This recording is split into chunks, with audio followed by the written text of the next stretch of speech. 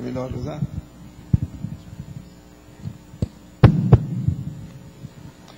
Agora, a bondade vivenciada, a amabilidade, a afabilidade, a amenidade, a brandura, a civilidade, o comprazimento, a compreensão, a cortesia, a deferência, a distinção, a educação, a fineza, a gentileza, a magnanimidade, a polidez, a urbanidade, e por aí vai.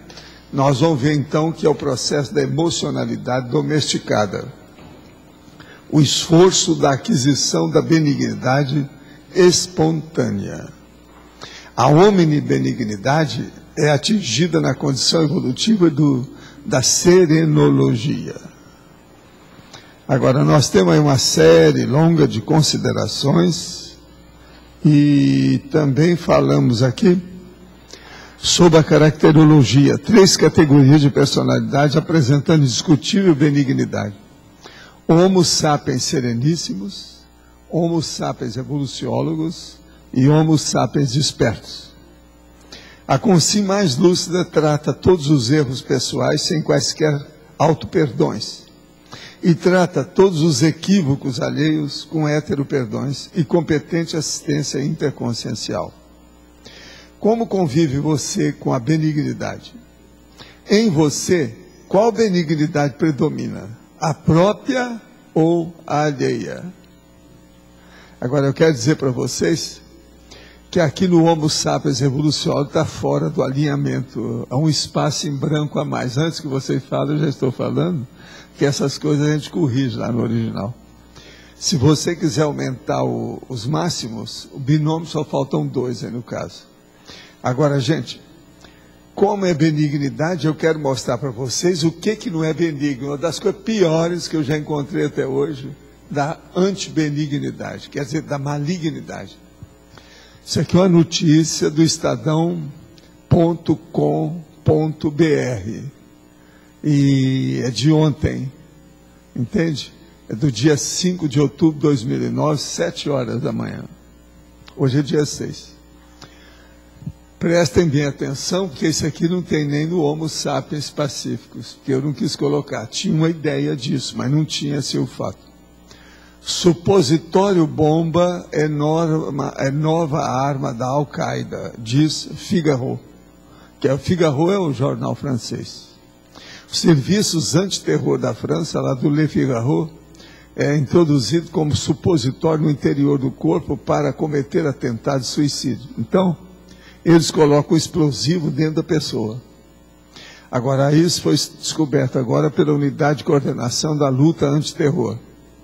O atentado que já aconteceu foi do tipo na Arábia Saudita, que o Abu Qair, o ativista islâmico, detido pelas autoridades sauditas, detonou uma explosão diante do príncipe Mohammed bin Nayef, responsável pela luta contra o extremismo no país. O príncipe conseguiu escapar no atentado. O suicida teve o corpo despedaçado em mais de 70 pedaços. Agora, isso é um risco para os aviões. Eles não podem fazer raio-x em todo mundo. Então, eles estão estudando o que é que vão fazer com isso. Vão ter que ter muito cuidado com o embarque nos aviões. Outra coisa, já pensaram também em entregar os celulares à tripulação do avião. Ninguém andar com o celular. Que é o celular é que detona o supositório, a explosão. Agora, estão de olho em gente do Irã, do Paquistão, da Síria, do Iêmen, da Argélia e do Mali. Todo mundo está aí, o negócio está brabo. Não é fácil. Supositório bomba. Olha que eu, lá no Homo sapiens pacífico, há 3, 4, 5 anos aí, eu andei estudando tudo, coloquei tudo. Isso aqui, a gente tinha uma suposição disso, mas ainda não tinha sido feito. Agora não. O negócio aconteceu, quer dizer, daqui para frente pode acontecer. Supositório bomba não é fácil. Daqui a pouco eles vão inventar um jeito de detonar sem precisar do celular. Aí vai ser pior. Entende? Agora veja, isso é a antibenignidade ou não é? A malignidade máxima, uma situação dessa. Agora, com a própria pessoa, quer dizer, uma pessoa que não dá valor à vida, nem a própria, não vai dar também a dos outros, né? Então é isso que a gente vê com esses suicidas, homens-bombas, uma loucura total, né? De alto nível. Mas voltando à nossa benignidade, a gente precisa estudar isso mais e falar mesmo assunto, já que a malignidade é tão comum, não é isso? A gente tem que começar a ver. A benignidade tem relação, como vocês viram aí, com a benemerência, com né, todo esse processo da assistência interconsciencial. E a benemerência está na ponta disso. A interassistencialidade, a interassistenciologia, a magnanimidade, a satisfação benévola. Isso aqui é o contrário da satisfação malévola. Não é isso? Schadenfreude. Essa fatuística que você presenciou lá em loco, né? Essa fatuística do garoto, aí você presenciou o tempo todo o garoto. Ou como é que foi? Eu não estou entendendo. A fatuística aqui. Sim. Você presenciou esse garoto aqui no banheiro o tempo todo. Algumas coisas, né? Banheiro. Depois de usar o banheiro, apertou a descarga do vaso sanitário exatamente 11 vezes. Fez muito barulho lá dentro e saiu com a face de anjo, ingênuo, inocente, com o qual entrou, deixando a área do banheiro. Isso tudo eu vi, lá nos States. Eu vi cada coisa dessas minhas viagens, eu ficava de olho para saber o que era. Às vezes, eu notava porque o ambiente ficava carregado. Eu ficava de olho para ver o que ia. Daí a pouco acontecia alguma coisa. Às vezes tinha explosão. Uma vez eu estava no meio de uma multidão em Miami, quando eu senti que ia acontecer alguma coisa. Então, eu procurei me afastar e ficar de lado, vendo o que ia acontecer. Um processo estourou um problema de eletricidade lá, dentro de uma das lanchonetes, no meio do povão. Uma mulher recebeu os estilhaços, machucou, foi levada na hora, fora. Eu estava assim, a 3 metros de distância. Vi a história toda, mas eu senti que ia acontecer alguma coisa. Mas o que eu ia fazer? Eu não sabia o quê. Agora, era dentro da lanchonete um vaso lá, a situação, o aparelho deles lá. Deu curto-circuito e o negócio explodiu. Saiu pedaço, tudo quanto é lado. Agora, aquilo, numa multidão dessa, é um pânico, que é uma loucura. O povo pensa que é mais bomba, né? É todo mundo assustado. Mas esse garoto, você chegou a sentir alguma coisa? Assim? Não, o garoto eu vi que a aura dele, com a situação dele, estava mal assistido, totalmente pirado. É desse, do jeito que a turma assiste aqui em Foz, tudo com os réus, né? Agora, isso aqui é muito comum nos Estados Unidos, isso que o menino fez. Eles chegam lá e começam a brincar com papel higiênico. Gato gosta disso, cachorro gosta disso, menino também. Entende? Só que tem que os meninos gostam de fazer barulho, fazer uma algazarra, né, de algum modo. Isso aí é com cara de anjo, assim. Não, a cara de anjo, menino bonito. Entende? Não tinha jeito. Agora, tem a tendência, né? Com os réus não é fácil, né? Você tinha falado aqui antes de começar a tertúlia, bebê, como que é a fatuística do bebê bomba? Alguém bota bomba no... O que? Do bebê bomba? Bebê Eles bomba. colocam no menino para ele estourar. O menino para estourar. E controla a distância. Estudo já houve caso, né? Agora, o que eu acho mais absurdo disso tudo é a mulher gestante bomba, né? Que é de cara, ela mata 2, ela e o feto. Isso é impressionante. Mas eles põem no bebê, o bebê... Agora, o que é o fanatismo, né? O fanatismo leva a isso, né? A pessoa acha que ela está fazendo bem fazendo isso. E acha que vai arranjar um espaço no paraíso. Não, que vai, quando não sei quantas virgens, né? 21 mil. Né? Como é que pode pensar? Outros falam que é 11 mil, não sei bem, ainda não contei, não vi. Né? Como é que a pessoa, já com certa maturidade, Agora, veja, começa a pensar que vai encontrar não sei quantas virgens no paraíso? 11 mil virgens, isso aí é um dos idiotismos culturais maiores da Terra, você não acha, não? Isso aí é uma loucura total. Esse é dos maiores que tem, né? O outro idiotismo é esse, da gestante bomba. É o outro idiotismo cultural, dos piores que tem. Não é fácil. Sovaldo, Sim. o senhor colocou na exemplologia a benignidade inicial, o senhor colocou o desperto, né? Sim. Eu queria que você falasse um pouco sobre essa questão da natureza humana e do bem. Como é que o senhor vê isso? Assim... O que eu vejo é o seguinte: ninguém nasceu nem ruim nem mal. Agora, com o tempo, se afirma pela bondade. Por quê? Porque todo mundo evolui junto com outras pessoas. Você não pode ir contra a sua mão. Você não vai contra a sua mão, vai? Você não está sempre mutilando sua mão, ou cuspindo na mão, ou danada da vida, ou batendo na mão porque está contra a mão. Pessoas são iguais na extensão da gente, é mão.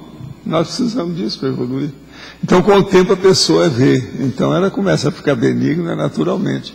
Não tem por onde escapar da benignidade. Agora, quer dizer, essa tendência baratrosférica, instintual, malévola... Aí a parte bicha, é o instinto da pessoa. Né? Pois é, mas a gente pode dizer que isso não chega a ser a maioria das pessoas, assim, na trajetória evolutiva? Num determinado nível, a maioria sim, é o que predomina. Por exemplo, a hiena é daquele jeito mesmo, e ainda ri de você. Faz parte do serviço. O nível dela é aquilo. O que vai fazer? Agora que ninguém nasce ruim. E eu lembrei de alguns fatos aí para trás, em termos que eu sempre observei muita criança e via aqueles traços tendenciosos, né? O bebê que morde o seio da mãe. Tem mulher que para de dar mamar porque não aguenta as mordidas do bebê no seio. Isso não é um instinto já ali? A coisa maior aí é incompatibilidade de energia. Gestante e feto é compatibilidade de energia. Agora, para você saber esse negócio de benignidade, malignidade, é o seguinte: por exemplo, essas bactérias que você tem na sua boca, que eu tenho aqui na minha, elas são más ou são benignas? É isso. Outra coisa, isso aí já é o princípio consciencial. Então ninguém nasce ruim, ninguém nasce bom. Nasce. Agora, com o processo da evolução, né, o problema da sobrevivência do mais apto, a pessoa tem que se defender, tem uma opção de coisa aí, começa as tendências. E essa tendência, às vezes, tem aquele nível, né, de malignidade, mas é uma malignidade às vezes que no início é instintiva, nem a pessoa está pensando naquilo. Então isso tudo a gente tem que dar um desconto, né, do princípio consciencial. No caso, por exemplo, esse menino aqui, para ele era uma brincadeira. Brincadeira porque ele quer ver o circo pegar fogo. Aqui em Foz está cheio de crianças assim. Esses filhos de toxicômanos são tudo desse jeito. A família desestruturada, ele fica todo desestruturado. Sempre vê o pior, sempre está indo contra o povo. A turma que está trabalhando aí com as crianças me fala isso todo dia. Os professores, todo mundo. Eu conheço isso também. Faz parte. Por isso que eu falo, eu aqui, por exemplo, eu tenho uma turma muito benigna, por isso que a gente está falando nisso. Aqui ainda não tem aquelas crianças, as meninas brabas, etc. Há umas exceções, igual a Arlinda, etc. Cadê o Adélio? O Adélio não está aí, está aí também. Mas é o Adélio. Mas isso é outra coisa. Isso aí é o triparada dura, é outra coisa. Eu queria saber que você aprofundasse, que eu achei interessante aqui em fatologia, a última opção que você coloca, o esforço da aquisição da benignidade espontânea.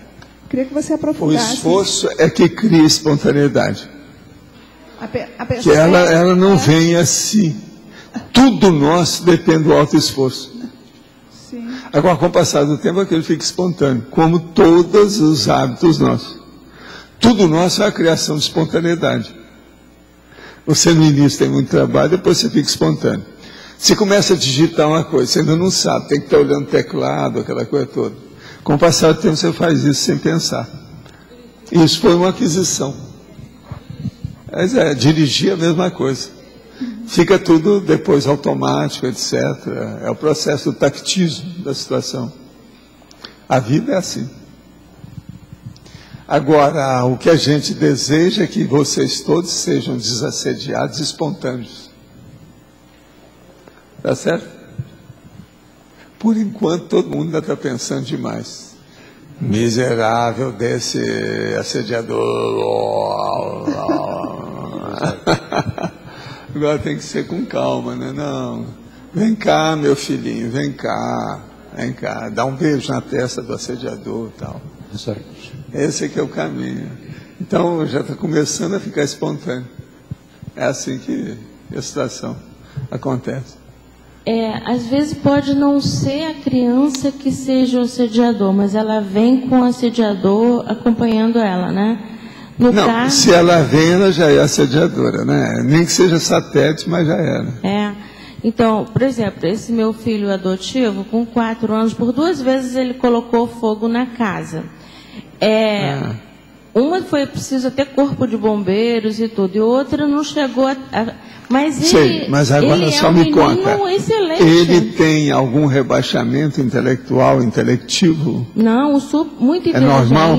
Muito inteligente. E eu logo em seguida, quer dizer, nessa ocasião era espírito, eu levei e foi dito que havia um assediador incendiário junto com ele. E ele coloquei bem cedinho na evangelização. Ele esperneava e era força para evangelização. O negócio é colocá-lo no corpo de bombeiro. Aí ele depois, ele até professor, foi até professor lá da evangelização, é um menino excelente. Quando a criança tem tendência, é porque ela tem algum parafuso de menos. Isso aí é normal. A normalidade dele é apenas o processo, a anormalidade da brincadeira. Por exemplo, eu estava vendo um filme aí esses dias que mostrava que a irmã da casa lá, a irmã da dona, ela era piradinha. Então, se deixasse sozinha, ela queimava a roupa e começava a ficar pelada, porque tirava a roupa e começava a queimar. Então, lá eles aparece essa cena do filme. Agora, só tinha uma coisa interessante na história. Todo dia ela pegava os gravetos que estavam no jardim em torno da casa e reunia. Porque senão a pessoa podia, segundo ela, a pessoa podia tropeçar nos gravetos e ia machucar. Então, todo dia o trabalho dela era pegar os gravetos que haviam e colocar dentro de uma caixa. Agora, quando ela ia dormir, a irmã dela ia lá e espalhava os gravetos tudo o mais distante possível. E outra coisa, tinha que ser bem longe, porque senão ela ia procurar os gravetos na casa do vizinho, entrava no outro departamento, outro quintal. Então eles mostram isso no filme o tempo todo. Graveto grande, aquele negócio todo, ela jogava. E ela ia lá, apanhava tudo, era o trabalho dela. Ela achava que aquilo era um serviço de assistência que ela estava fazendo. E ela nunca perguntou se a irmã espalhava os gravetos de noite. Vocês estão entendendo? Eu achei que foi a melhor coisa que o filme apresentou. O resto tudo é bobagem. A única coisa mais séria foi isso. Isso foi tão bem bolado que isso deve ter acontecido com alguém. Aconteceu esse fato. O meu era com caixa de fósforo. Então nós tínhamos que esconder tudo. Até o fogão a gente colocou no automático. Tem criança que é assim. Tem criança que é fascinado com a chama. A luz do fogo tremelicando ali. Eles ficam doidos com isso. E hoje ele até, eu tenho minha filha biológica fazendo assim, ele assim, em matéria assim, eu acho que ele tem toda a tendência a ser um inversor, sabe? Ele é um menino excelente, não me deu trabalho nenhum, estudioso, sabe? E esse início foi difícil, mas ele não era perverso. Não, mas agora né, tem muita criança que é assim. A hora que vem não se adapta bem, mas depois melhora. Tudo tem sua razão. Agora, vamos torcer, né? Vamos ajudar, vamos fazer força. Pois ele tem 28 anos, não é mais menino, é coisa de mãe, né? De chamar ainda de menino. Coisa de mãe, zona. Você esqueceu do zona. É mãe zona. Obrigada, professor. Na 107, na laboratoriologia, o senhor comenta a questão do laboratório da TENEPS. Essa questão do não pensar mal de ninguém da TENEPS, Sim. seria a benignidade como um todo, então. É a benignidade técnica, né? Para funcionar, porque senão não funciona, né? Um cara que for praticar a TENEPS, pensar mal dos outros, ele está obsidiado. Em pouco tempo vai dar tudo para trás. A vida dele vai virar um inferno. Quer dizer, um inferno que eu estou falando, baratrosférico, né? E daí a pessoa pode pegar esse verbete e entender mais profundamente o que é não pensar mal. A TENEPS é muito boa dela, porque ela não tem meio termo. Ou é ou não é. Se a pessoa tiver má intenção, está no buraco com a TENEPS. Não dá. É por isso que muita gente às vezes desiste, né? Tem vários que às vezes desistem. Porque deu alguma coisa errada. Esse negócio que deu erro, a culpa é de quem? Não é do amparador, isso eu te garanto. É do praticante. Se parou, porque houve alguma coisa. Houve alguma pedra no caminho, alguma interferência. Nesse caso, o percentual dela de benignidade não era tão alto assim. A pessoa não tinha um amparo suficiente para poder continuar com a TENEPS, provavelmente. Não, às vezes não é só benignidade, às vezes é burrice mesmo, é ignorância, né? Tem gente que às vezes entra na questão da TENEPS porque a amiga entrou, o amigo entrou, e ele não está preparado, ou ela não está preparada. Só para não ficar por baixo, entende? Tem disso. Então aí é má intenção mesmo, burrice, bobagem. Aqui a pergunta. A mãe do meu cunhado nunca tolerou remédios, assim como todos os seus filhos. Meu cunhado é o filho mais velho e também o mais sensível aos remédios. Minha sobrinha herdou essa singularidade de uma maneira amena. Fiquei curiosa quanto às vidas preguiçosas dessas pessoas. Que história teriam para essas ocorrências? Que tipo de dessoma teriam tido? Não, a primeira coisa que tem aí é o seguinte. Eu não acho que uma pessoa tenha intolerância a todos os medicamentos. Não, isso é relativo. Se ela tem isso aí, é porque às vezes é problema de temperamento.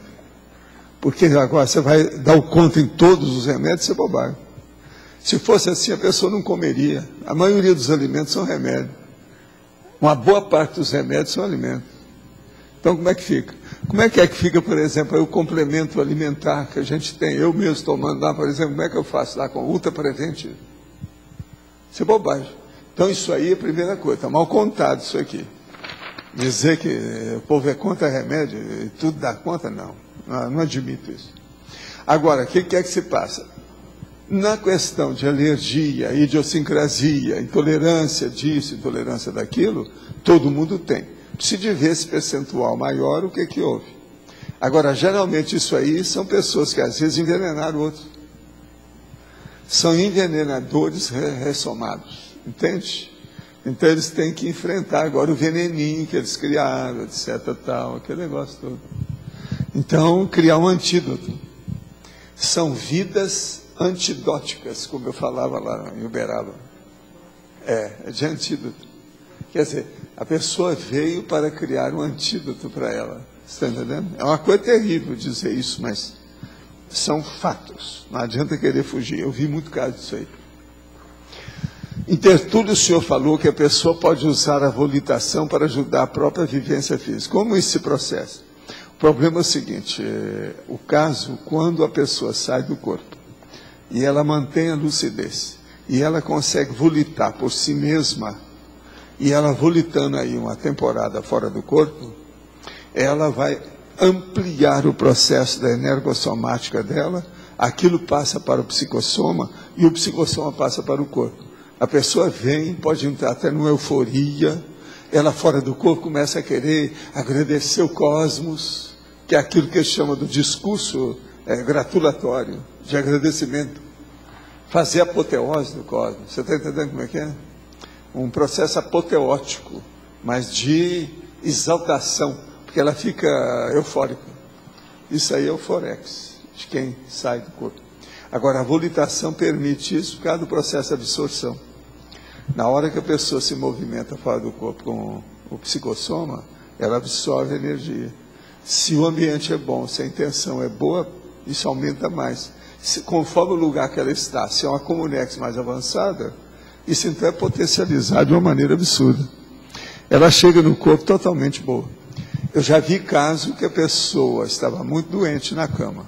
Saiu, a gente conseguiu fazer a volitação junto com o Talmal. Sabe como é que é com ela? Ela voltou para o corpo e levantou da cama, não deitou mais. Melhorou. Por causa do processo, houve melhoria da imunidade, o sistema imunológico, tudo melhorou a partir do energossoma, passando para o mental soma, entende? Isso tudo tem. Meu pai dessomou dia 23 de setembro último, uma quarta-feira. Alguns dias antes sonhei com uma encenação do seu enterro.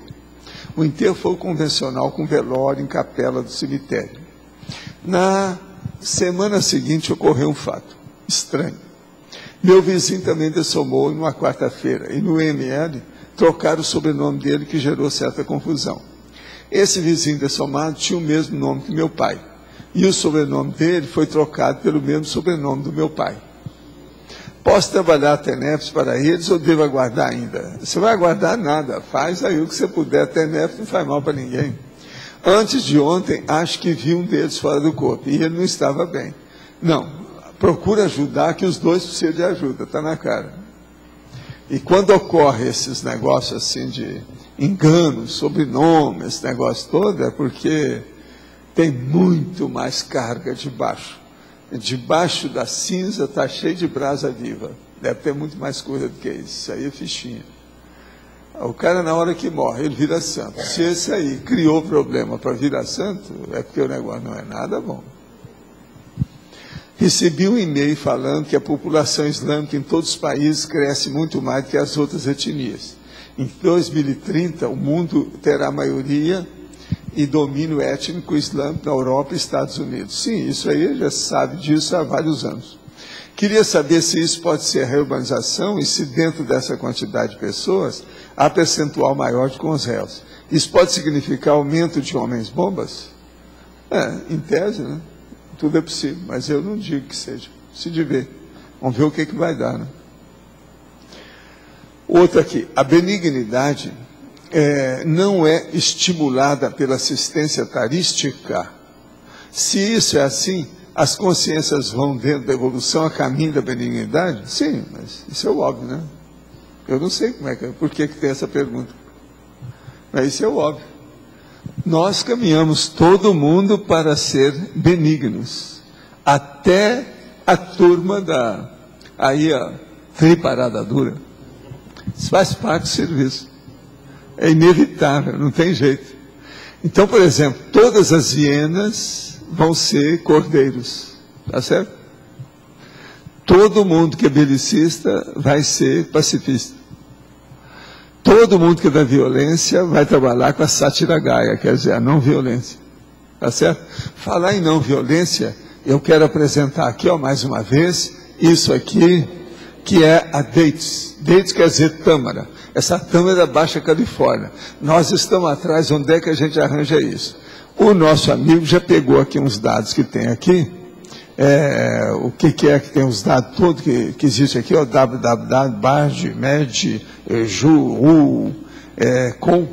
E ele vai ver se arranja isso aqui nos Estados Unidos. A Ana vai procurar, Ana Paula, que está mexendo com essas coisas. Mas eu deixei aqui até a gente resolver esse problema. Já me falaram que esse problema pode ser resolvido chamando law e orders. Seria bom chamar lá a dona com aquele povo que eles vão descobrir, né? Que são os detetives que a gente precisava lá chamar o nosso amigo. Mas eu falei que agora com o Leonardo, eles vão dar um jeito aí. Ele já teve contato lá com essa indústria, uma das grandes indústrias que tem no México. Que isso aí é a melhor coisa. Eu vou ler aqui mais uma vez aquilo que eu li outro dia. O que eles estão falando? Inquestionably the best. Quer dizer, inquestionavelmente o melhor.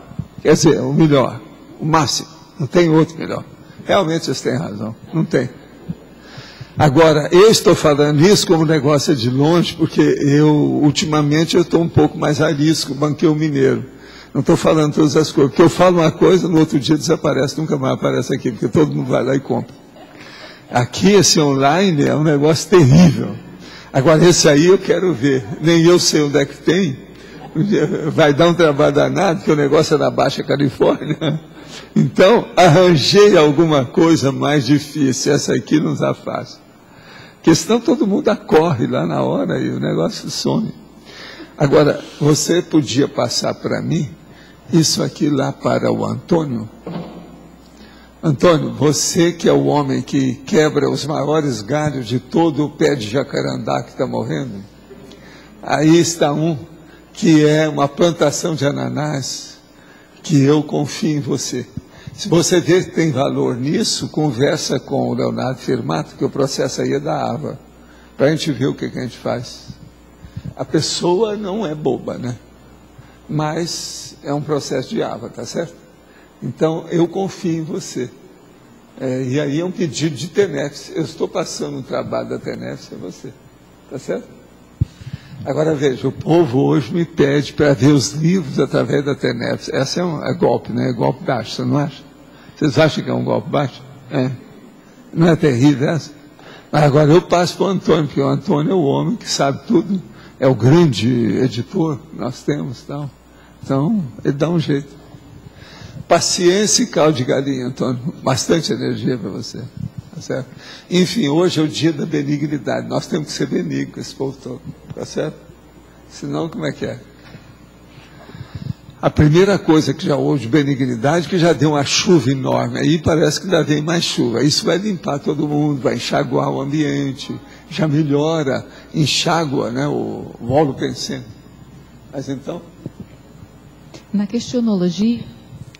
Aonde? Na questionologia. A questionologia. A segunda questão, a sua pergunta é benignidade própria e benignidade alheia. Sim. A benignidade própria é o autoemperdoamento?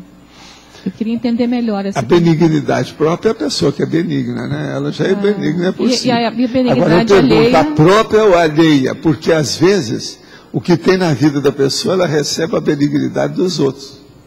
Mas às vezes ela nem tem retribuição.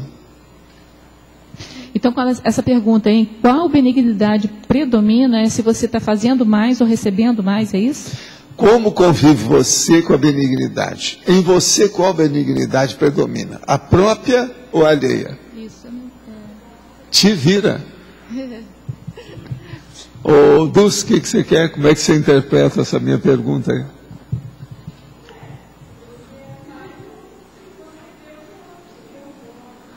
Quer dizer, você tem benignidade própria ou você só recebe a benignidade dos outros? Na sua vida, a benignidade que existe é sua ou é dos outros? Tá, entendi. É isso que a gente Agora, quer uma dizer. outra pergunta. Agora, você, eu te falo, a sua é sua. Eu conheço, eu sei disso. Você querendo, eu te dou o meu atestado, etc. Tal. Atestado de benignidade para a Rosa, tá certo? Eu assino, vou datar, assinar tudo para você. Assim, outra pergunta, eu queria saber qual o problema de uma pessoa que tem facilidade até certo ponto de compreender assim a benignidade do mundo, de gostar muito assim de pensar bem assim do universo como um todo, mas no dia a dia... Mas não põe a mão. Qual é o maior problema de uma pessoa assim? Tapiação. Na minha terra tem vários nomes para isso, né? Agora, o nome maior é disfarçatez. Mas a pessoa boavidismo. A pessoa quer fazer média com os outros e fica por isso mesmo, mas não quer saber de nada. Tem gente assim não, mesmo. Mas é assim, no íntimo, professor. Eu estou falando de mim mesmo. Você é benigna, eu sei. Pois é, te conheço há alguns anos não sei se é sou capaz, é o que eu falei, eu atesto. Eu faço atestado. Pois é, então vou falar de mim agora. Tem horas que eu penso... A sua satisfação ou o dinheiro de volta, segundo a Sears? Então, deixa eu fazer a pergunta de novo. Assim, tem momentos assim que eu tenho a compreensão perfeita, assim, da fraternidade, sabe assim, amar o todo. Mas assim, na hora tem hora que você vê aquele lado que está encrencado ali, que você não quer saber. No dia a dia, às vezes eu tenho dificuldade, é isso que eu queria entender. Por quê? Sim, mas às vezes é por causa do assédio dos outros, né? Você já fica arrepiando a hora que chega perto. Essas coisas existem. Falta aí ainda um pouco de refratariedade. É como se você amasse a humanidade, mas não consegue amar o próximo, entendeu? É mais ou menos isso. Pois é, mas às vezes é assim. O cara está com a metralhadora na mão, municiada. Como é que é? Você vai amá-lo muito ou como é que é? Você vai chegar e passar a mão na metralhadora. Nossa, que metralhadora bonita, veja, tem um cisquinho, deixa eu limpar. A vida é assim. Então nós temos que saber o que nós estamos fazendo. Né? Agora eu não vejo, não. Em tese, as suas reações são todas mais pacíficas. Quem é pacífico é porque tem benignidade. A tendência é essa. Uma pessoa maligna, a tendência dela é ir para o belicismo. Ela briga mais. Entende? Você não. A sua tendência, por exemplo, é de acertar os números. Você tem problema com a matemática de acertar os números. Quer dizer, tem que colocar os números acertados. Você sabe como é que é? Aquele negócio. Tem vários nomes na matemática para isso, sabe? O acerto da situação, o condicionamento numeral. Não é fácil. Por exemplo, o condicionamento numeral. 1, 2, 3, 4, 5, 6, 7, 8, 9, 10, 0. Esse é perfeito. Você não pode falar nada. Tá certo? Então, dei todo o numeral para você de cara. Agora, posso falar outro. 2, 2, 2, 2, 2, 2. Tá bom. Quer dizer, também é um acerto. Então, isso mostra a pacificação da pessoa. Até um certo ponto, por exemplo, o Monk, ele é pacífico ou é belicoso? Sendo detetive. Não é uma coisa para se pensar? Aí, a personalidade, como vale a pena estudar? Você entende?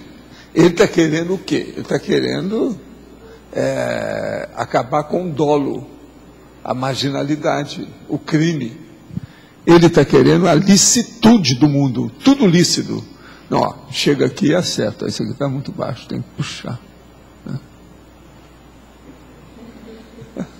Professor, vou pegar um gancho aqui com a Rosa. E também eu pensava que eu era benigna. Hoje mesmo, no dia do verbete, aconteceu uma situação comigo que eu pude avaliar que eu não sou nada benigna. Entendeu? Então, porque chegou no seu limite. Falta de paciência com os erros dos outros. Se os outros têm paciência com os meus, por que eu não posso ter com os outros? A gente tem que ter paciência. Mas agora, você de vez em quando pode fazer uma piadinha dos erros dos outros. Isso às vezes ajuda. Ajuda você e ajuda os outros. Você faz alguma piada sobre o Arlindário? Quando ele aceita, tem dia que ele não aceita, não. Ele não aceita muito, não. Porque às vezes a piada está mal colocada. Com ele eu tenho bastante paciência. Tem que fazer uma piada bem colocada, porque senão não está. Ele tem razão, às vezes. Chega às nossas aqui. Eu tenho bastante paciência com ele. E outra coisa, piada tem que ser anedota, tem que ser muito bem colocada. A estrutura tem que ser perfeita, senão não dá. Mas aí, então, hoje, assim, foi decepcionante para mim. Eu saí do sério, sabe? Não, mas não é decepcionante. Isso é uma coisa boa. Você está descobrindo você, quer dizer, isso é o máximo. Outra coisa, você não pagou nada. Aqui você não pagou nada. Para fazer um curso da Cons, tem que pagar, participar. Tem que permanecer no nível homeostático. Não pagou nada, descobrir uma coisa, isso é o máximo. Tem que permanecer no nível homeostático de paciência, né? Esse foi o seu dia. E hoje foi. Obrigada, professor. Mas olha, eu não acho que você seja não benigna. Não estou falando maligna, não benigna. Você não é. Pelo seguinte, senão a Arlindário já tinha feito alguma coisa. É a coisa óbvia. O Arlindo é a maior prova da sua benignidade. A presença dele. Estou certo? Estou certo? Eu vou me esforçar. Através da ela repetição, não é benigna, né? Arlindo? Ela não é. Ela é benigna. Ela é benigna. Pois é. Saldo. Ainda falta saldo muito, que ele falou. Tem que ter muito esforço. O saldo é a seu favor. Obrigada. Professor, eu queria entender a questão dos níveis que o senhor falou. Por exemplo, aquela consréu, aquelas pessoas que nascem... Deixa eu te falar antes de você Vamos lá. prosseguir, só uma coisinha. os níveis estão de acordo com a dispersidade. Por exemplo, aqui, ó, se nós pegarmos o seguinte, fulano tem 51% de tendência para dispersidade, o outro tem 52%, o outro 53%, o outro 60%, o outro 61%, o outro 71%, e por aí vai. Ela está descobrindo qual é o nível de dispersidade que ela tem, através da benignidade, porque não dá para chegar na dispersidade sem a benignidade. Aquela consréu que nasceu com 99% de tendência à perversão, por exemplo, ela Sim. pode chegar a ter 99% de tendência benigna. Então, ainda numa Depende vida. dela. Depois que ela passar, por exemplo, os pecadilhos da mocidade, as tolices da imaturidade, enquanto o cérebro dela ainda está crescendo, ainda não aclimatou, não assentou, tudo pode acontecer de tolice. Mas depois ela começa a raciocinar, ela arranjou já alguma prioridade, ela pode melhorar. Tá. Eu não ponho a mão na cumbuca, é aquilo que eu falo. Em matéria de consciência, eu nunca ponho. Sim. Você nunca sabe o que pode acontecer com a consciência, porque todo mundo é multifacetado. A gente não sabe a reação que a pessoa vai ter. Então, se a gente for cavocar, lá no fundo, de alguma forma, tem lá um percentual de benignidade escondido na Não, consréu. todo mundo tem uma tendência para benignidade. Okay. Entendeu como é que é? Há um processo, mas veja, as pessoas são criadas sem isso. Sim. Elas são do jeito que são. Agora, através da evolução é que a coisa aparece. Agora veja, olha o que é. Olha a minha imagem, a metáfora que eu arranjei, da mão. Você não dá conta da sua mão, ela te ajuda. Sim. Agora veja, a sua mãe, é uma mão que você tem. É um prolongamento, um instrumento seu. Entendeu? Seu próprio corpo. Seu pai é assim, seus amigos, seus colegas, seu vizinho. Entende? Sim. O duplista. Tudo são extensões suas. Então, essa tendência da benignidade é expandir isso cada vez mais, sair da pessoa. Então, o egão é a maior besteira que uma consciência tem, o egão. Por isso Tem que acabar com o egão, cedo ou tarde. E com muita lucidez e com vontade decidida. Não tem outro jeito. Isso é inevitável. Por isso, automaticamente, quando aquela consciência passa por alterações, impacta o grupo mais direto e depois o grupo maior. É assim. Okay. Agora, tudo existe aqueles períodos em que a pessoa fica louca, né? Então, os loucos são esses, os ditadores loucos que passam a dar conta por causa do poder. Às vezes tem uma oportunidade, uma coisa qualquer que piora a doença da pessoa. Sim. O poder político piora a doença dos ditadores. O senhor mencionou agora, há pouco, uma resposta à questão de forçar a barra, né? Então, às vezes, forçar um pouco além a questão da benignidade seria também da mesma forma que a gente força a mas questão é o da que assistência. todo mundo faz isso, né? Para poder aprender. Para transformar numa É o segunda jeito. natureza. É. O treinamento evolutivo exige essas situações. É quase um Tudo é um adestramento. processo de alto esforço. É uma autovigilância constante. Constante, não tem jeito. É para acabar com o autoassédio. Ok. A imperturbabilidade da consciência é um fato, por isso que existe serenões. Entendeu? Aquilo que você acabou de falar, que você não põe a mão no fogo pela consciência, né? Você fica esperando. Não pode, você nunca sabe, porque você não sabe a reação que ela vai ter. Isso. Eu, em tese, acho, quando eu conheço a pessoa, tendência- que ela é capaz até tendência- disso. Sim. Mas eu não. Eu entendo. Mas aí é que entra, em termos de amparo, o livre-arbítrio do amparador esperar aquela consciência optar, fazer a ação. Não, a hora que ele chega, que ele já ele viu possa- se ela tem possibilidade ou não. Já viu antes. Ele não é bobo. Ele já está sabendo o que é. Mas ela... Já tem a ficha na mão. Sim, eu considero isso também, né? Mas, por exemplo, quando o amparo, que a gente observa essa mecânica extrafísica perfeitamente, né? Você sente que é o momento que você tem para agir, né? E a partir desse momento, até auxiliar as pessoas, fazer um amparo, vamos encaminhar aqui para a benignidade. Deixar não refrear o impulso de fazer o bem a alguém ou ficar neutro, né? Porque aí mal também já não vai fazer quando já está no caminho. Aí o amparador espera a pessoa ter a sensação que está usando o livre-arbítrio, pelo menos. Onde entra a lei do livre-arbítrio nisso, enquanto o amparo espera a ação. O livre-arbítrio da pessoa está lá, ele está funcionando, ele já conhece aquilo Já até conhece. ali. O problema é a partir daquele momento, o que é que ele vai fazer. Uma coisa muito séria é o seguinte: toda vez que você vê realmente que um amparador está trabalhando com você, observa que você tem um percentual grande de acerto. Sim. Senão ele não estaria ali.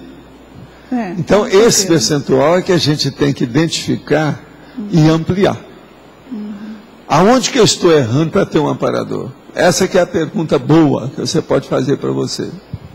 Aonde que eu estou acertando? Aonde que eu estou construindo para ter um amparador? Eu já tenho uma boa noção disso, né? Justamente o que me levou a fazer essa pergunta é as observações que eu faço, justamente de sentir que está no domínio do tal do livre-arbítrio, mas para fazer a coisa certa, né? Para você assumir aquela responsabilidade, aí logo em seguida o amparo se manifesta. Então aí desenvolve o negócio. A mecânica extrafísica disso, há entendeu? uma confluência. Essa mecânica extrafísica. Tem alguns poucos indícios a respeito de duas retrovidas. O senhor poderia falar se é possível que o nome do registro civil atual possa funcionar como senha de PROEX ou indicativo de pesquisa sobre uma retrovida? Sim, é lógico que pode. Sabe lá se você não ressomou dentro da família consanguínea sua? Você vai olhar, seu nome é da mesma família, o sobrenome é o mesmo. Tem gente aí que às vezes está na mesma família. É só perguntar para o Arlindário que ele vai explicar isso na Itália, como é que são os mafiosos. Então, isso tudo tem. Eu preciso de ver o que é, mas está na cara. Não é, Arlindo, isso não é possível? É verdade. Pois é. Agora você veja, a pessoa que tem uma ressoma consanguínea, que tem relação com a vida passada. Então, ela é um galho mais novo daquele galho mais antigo da mesma árvore genealógica. Entende? Agora, essas coisas tem. Escuta, meu irmão, nessa vida, é o meu filho nessa vida. Como é que é? Como é que fica? Ele tem 2 vezes Vieira. É uma personalidade consecutiva. Agora, na segunda ele arranjou já um nome, Versdorf, que é alemão. Né? Já enriqueceu. Você está falando sempre de máfia, né? Tem uma série na televisão que eu assisto de vez em quando, aqui no Sky. Chama-se Corleone, mas é uma série italiana. Agora, sim, mas é mais realista. Sim, mas é um negócio terrível. Eu já vi aqueles negócios, mas eu não vejo filme desse. Eu não perco tempo mais com a máfia. A máfia é sempre a mesma coisa. É de vomitar. Mas é diferente. Aquilo não fa bene. Mas você sabe, entende? Que filme de Hollywood, às vezes põe um mafioso lá siciliano, até como exalta, põe como bonzinho. Não, lá em eu sei porque eu comi lá nos restaurantes deles, na Little Italy. E eu vi a loura que chegou com a limusine com os mafiosos. Eu estava lá dentro. Fui lá para comer uma pasta chuta, entende? E vi os negócios tudo lá. Isso lá na Little Italy. Quando a realidade é bem... A década de 70. A realidade é bem pior do que aquilo que mostra Hollywood, porque essa... Não, eles glamorizam os fatos todos Ele põe lá... deles. Eles glamorizam o negócio da criminalidade. É um cara que eles põem. Mas o negócio é terrível. Então, não, é aquele negócio... O cara passa, então, meu filho, não tem nada não. Aí ele enfia a mão assim, o cara pensa que vai tirar um dinheiro, não, ele tira o revólver e dá um tiro na testa do outro. Isso aí está cheio de filme lá, assim. Tudo é mafioso. Ele está agradecendo o filho, a nossa família. A máfia é um negócio Agora, insuportável. tem aqui no o polinômio, polinomiologia. Polinômio, postura, olhar, voz, gesto. Aí Eu de vez em teu- quando ponho isso aí no verbete. Eu queria saber no teu caso, porque no teu caso você mistura a parte extrafísica, sei lá, aura, Sim, secador, aí entra tudo. mas Aqui, ó, onde é que entra o processo de parapsiquismo aqui? Na postura, no olhar, na voz e no gesto. Tudo pode entrar, o parapsiquismo. a pergunta Na que postura, por exemplo, é o problema da, vamos dizer, a psicofonia. O olhar é o processo da clarividência. A voz é a comunicação psicofônica. O gesto é o problema da exteriorização de energia. Tudo está aí. eu queria saber no teu caso se você usa isso como um chamariz para depois aplicar, ver o extrafísico junto. Não, né? a gente usa o histrionismo para fazer contato. Se ele tem algum Agora, a problema. coisa mais séria é a informação que você dá da conteudística, o conteúdo da ideia. Porque aí aprofunda mais. O meu processo sempre eu me bato pelo conteúdo, mas às vezes, por exemplo, você tem que mostrar o conteúdo emoldurado pelos fatos, porque senão a pessoa não admite. Mas você vê algum problema que ele tem dentro desse polinômio, e depois você usa aquilo, você aprofunda mais. Para tudo isso, ao mesmo tempo, eu já uso essas coisas todas. É o histrionismo. Isso faz parte do serviço. Seja numa conversa, seja numa aula, seja aqui na tertúlia, isso faz parte do serviço. Você não vê a opção de coisa que eu imito aqui de vez em quando, isso faz parte, é histrionismo. O professor é isso, né? Um dos meus maiores trafores é o antibelicismo, e costumo conseguir colocar em prática a ideia que aconteça o melhor para todos. Chego a ser incompreendido por outros, pois tento sempre ponderar e compreender as outras consciências e seus trafares. Entretanto, tenho bem fundo em mim um nível de maquiavelismo, uma frieza que quase chega ao sadismo. Poucas torturas me assustam realmente. Não consigo entender essa incoerência que acontece comigo. O senhor teria alguma sugestão? Não, a primeira coisa é a seguinte: você aqui tem que separar duas coisas que são antagônicas. É a teoria da vivência. Você, por exemplo, você tem teoricamente tudo isso a seu favor. Agora, teoricamente você pensa que se acontecer alguma vivência daquilo negativo, você vai reagir. Mas isso ainda não aconteceu. Então, o problema todo é você separar. A sua frieza você tem porque você não foi assaltado, não foi sequestrado, não foi torturado. Teria que ter passado pela vivência para saber a real. Agora, então, essas reações suas são todas ainda teóricas. A gente não sabe como é que é a situação, não vamos ver, nas vias de fato.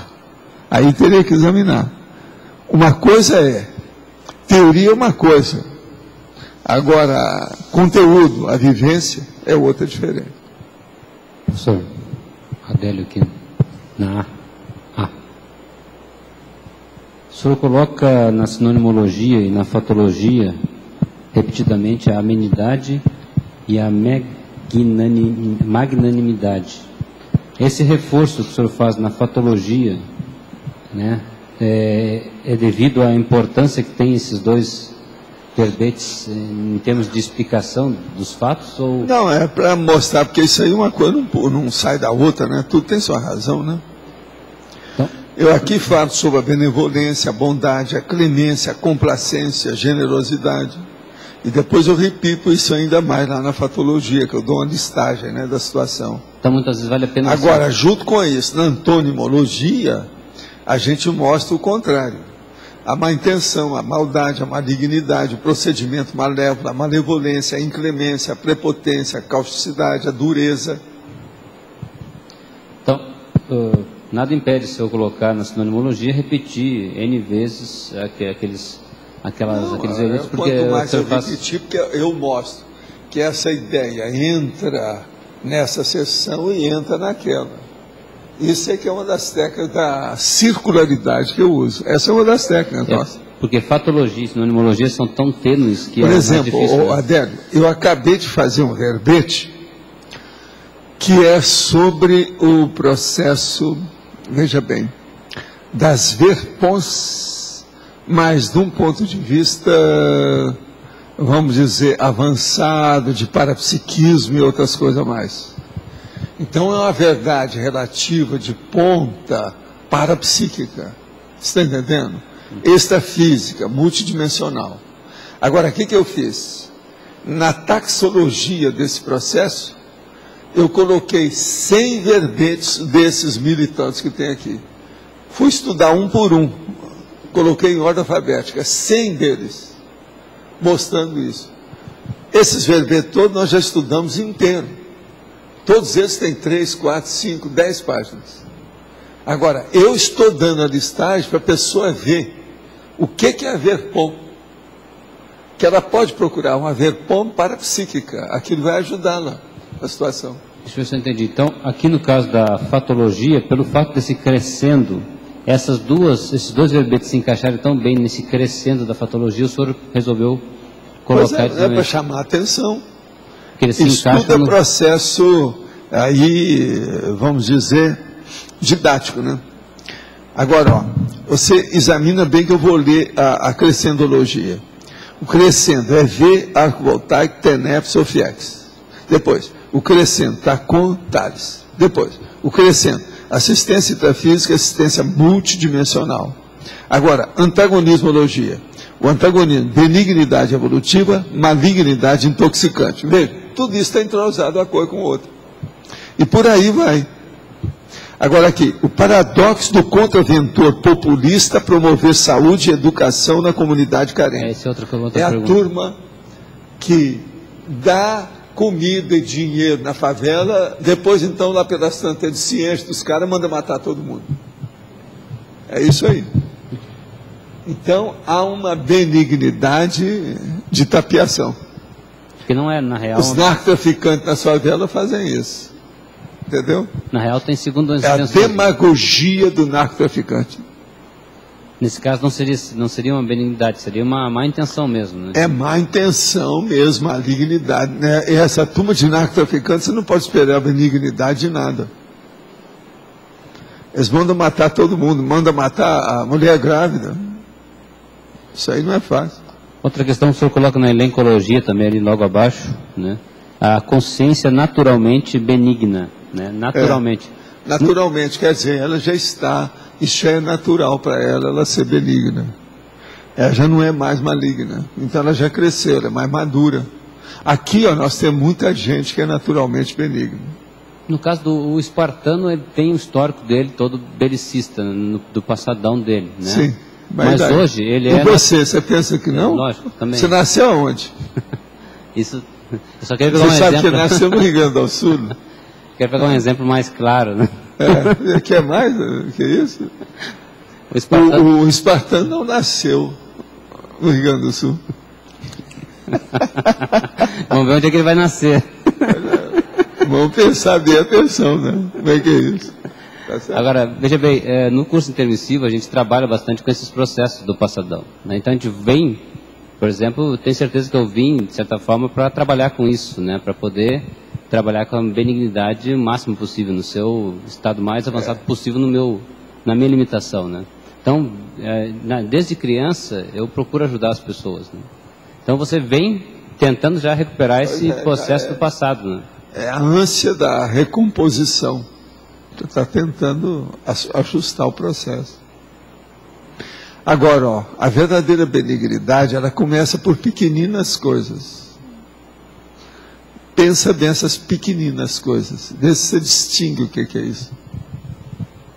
Entende? Olha bem por aí. Por exemplo, eu, em mim, lá dentro de mim, sempre fui contra tudo que fosse inautêntico. Eu não gosto de paródia.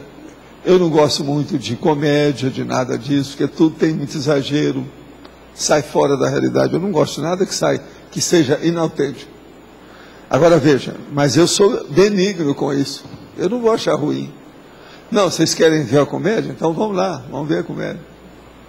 Isso é benignidade. Você participa da situação, mas para mim é um lixo. Maioria.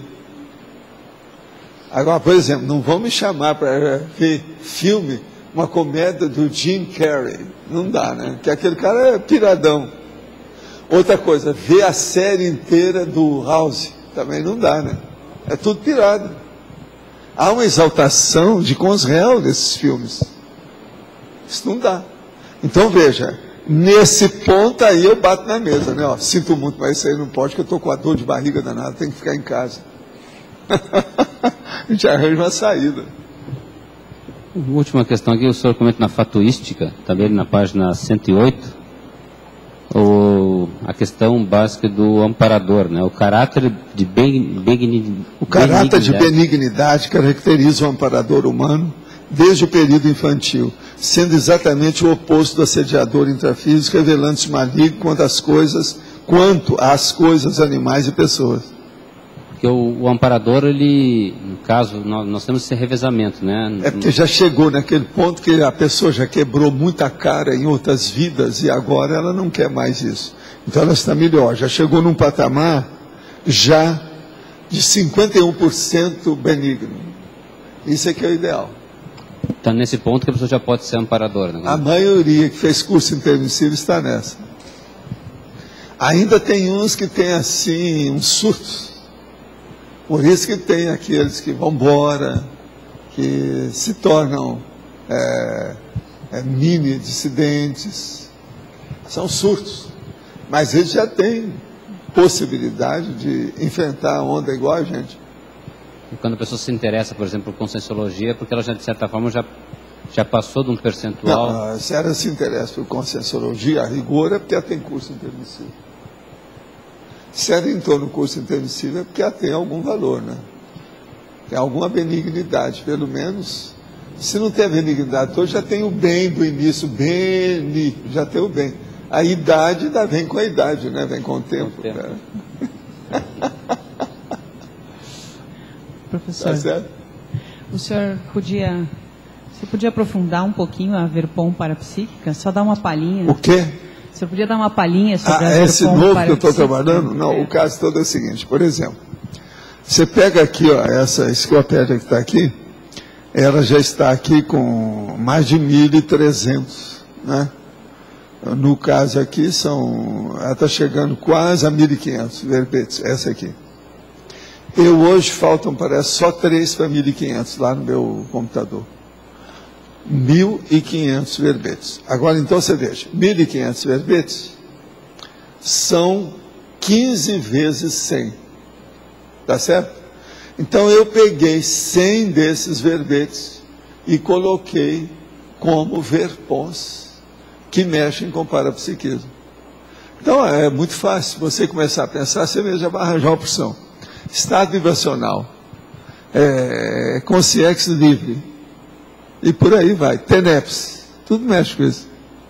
Agora eu separei 100 para a pessoa ver, porque eu já estou dando mastigado para ela, olha aqui, veja bem. Agora tem alguns que a pessoa vai ler e fala assim, eu não estou entendendo por que esse verbete está aqui. Ela vai lá e vai ver o verbete, ela vai entender. De uma certa maneira, nós poderíamos fazer isso com relação a outras áreas, por exemplo, a Pode, é o que eu já falei. Você pode dar receita. Eu agora acabei de dar uma receita com esse verbete, com 100 verbetes de uma vez para a pessoa.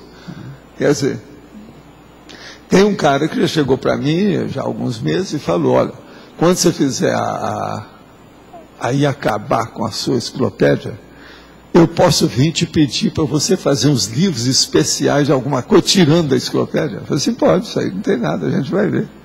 Você me procura em 2013. Falei com ele. Vai te ver, né? Até lá.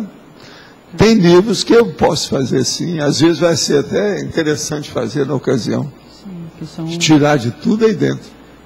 Aí a gente pode fazer um livro condensado, mas não vai ser tão abridged, mas uma coisa compactada, séria. Entende? Isso pode. Tudo isso é possível. Sim, senhor. Aqui na página 108, no item Cosmoética, O senhor coloca que, segundo a consciência, metrologia, a malignidade autoconsciente não vigora mais nas manifestações pensênicas da consciência, quando a mesma descobre e admite a vivência da cosmoética e da inteligência evolutiva.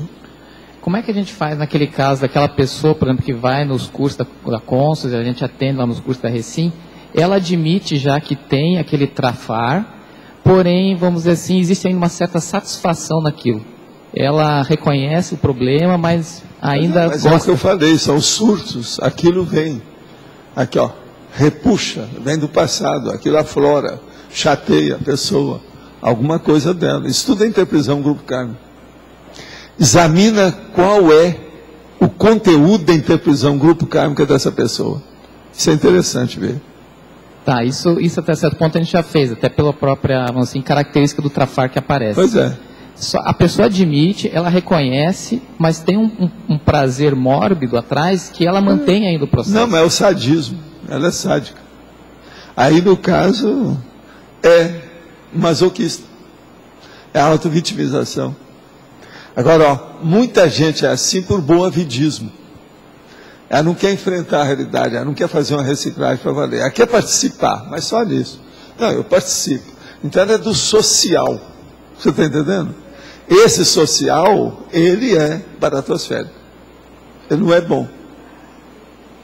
Tá, e aí o que a gente faz com a pessoa? Você está falando, parece que está falando do espaço sideral. É bom você arranjar um micrófono. Se tocar e parecer que está falando a voz do além, que acabou de falar. E o que a gente faz com a pessoa, por exemplo? Ela continua fazendo os cursos, a gente mantém a pessoa no curso. O que a gente deve fazer para... Benignidade.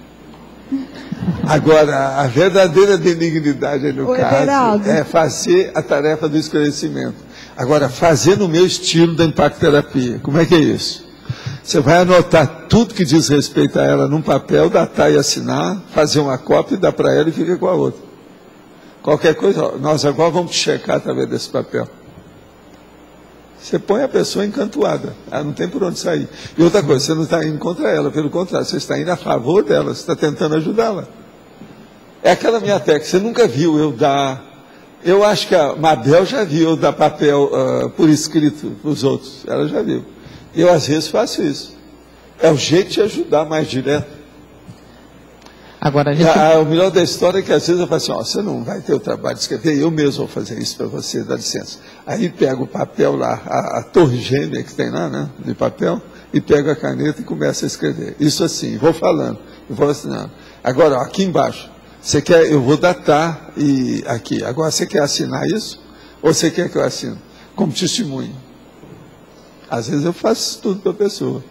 Com isso, a partir dali, já não, o papo não vai ser o mesmo na próxima vez.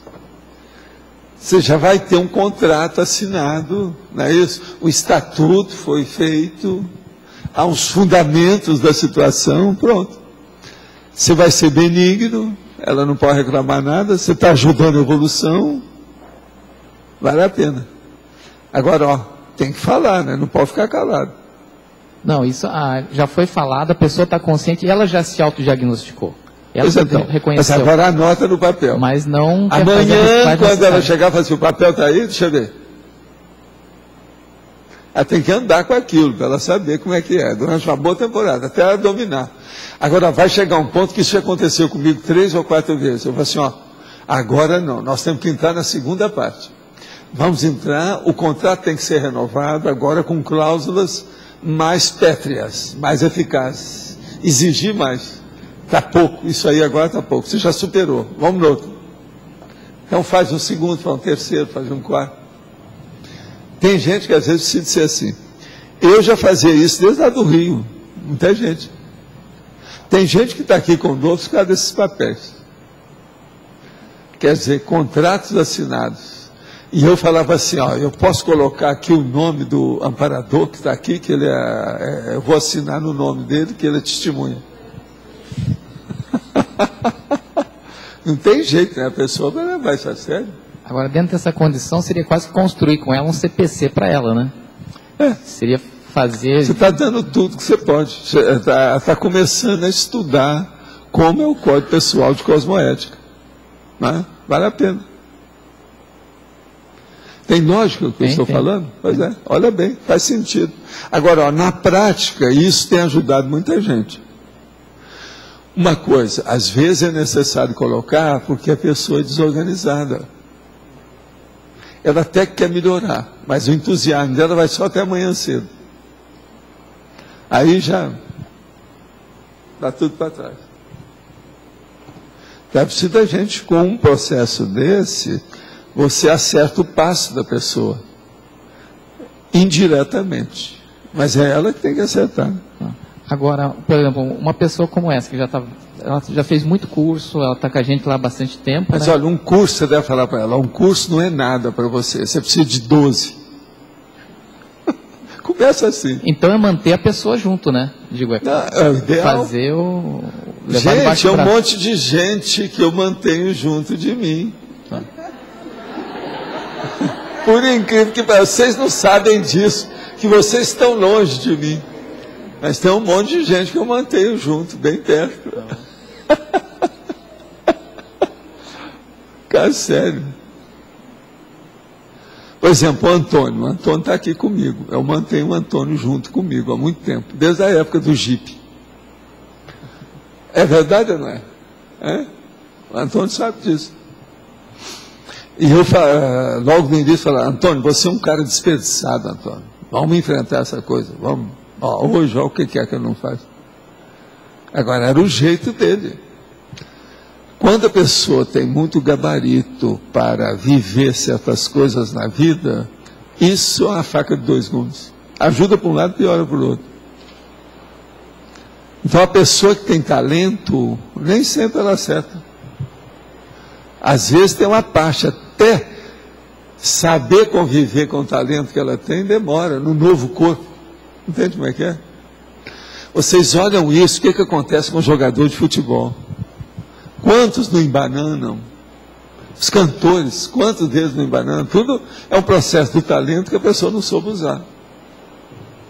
Assim tem muita gente por aí. É o jeitão. Tem mais uma pergunta aqui, professor Walter. Sim. Na página 109, no item constrangimento. Na experimentologia, o constrangimento imposto frontalmente a alguma pessoa é o primeiro ato a ser evitado no universo da assistencialidade interconsciencial através da benignidade. Isso aqui é o que a gente tem que evitar quando a pessoa não aguenta. Agora, por exemplo, eu às vezes faço a impacto-terapia, mas são pessoas que eu conheço, eu sei como é que é. Mas, por exemplo, eu posso encontrar uma pessoa pela primeira vez e, no entanto, eu uso a impacto-terapia. Por quê? Porque ela chega desafiando o mundo. Essa já é outra situação. Isso aí é diferente. Então, a benignidade do desafiador baratrosférico é diferente, né? A benignidade você tem que usar para ele. Índio, você vai conversar em inglês? Não adianta, tem que falar na linguagem dele, indígena. Então, a mesma coisa é o processo. Agora, de modo geral, a base de tudo é isso aqui. A gente não pode fazer um constrangimento, impor esse constrangimento, que isso aí quase sempre é negativo. Eu, por exemplo, eu vou até irreverência, mas eu evito a ironia. Eu sempre falei isso aqui. Às vezes é muito difícil, porque a irreverência, às vezes, pode ser tomada, porque parece, elas são mais ou menos irmãs. Entende como é que é? Mas a irreverência, sendo bem feita, ela ajuda muito. Ajuda porque você tira também aquela conotação de seriedade, de austeridade que a pessoa está dando para um problema que ela está sofrendo. Entende? Quando você usa o processo da irreverência, você diminui aquilo, você minimizou, está vendendo por baixo, barateou tudo. Isso às vezes é importante para a pessoa. Então o processo aí é ver qual enfoque você está dando para ajudar a pessoa. Agora, ó, outra coisa. Existe muita gente que você fala a verdade para ela, a favor dela, que é a realidade dela, e ela não admite. Ela acha que você está brincando com ela. Então, veja, a benignidade, às vezes, é difícil ser aceita. Chega a pessoa, você vê a aura dela, boa, vê os talentos que ela tem, aquela situação toda. Você vai falar isso para ela, ela não admite.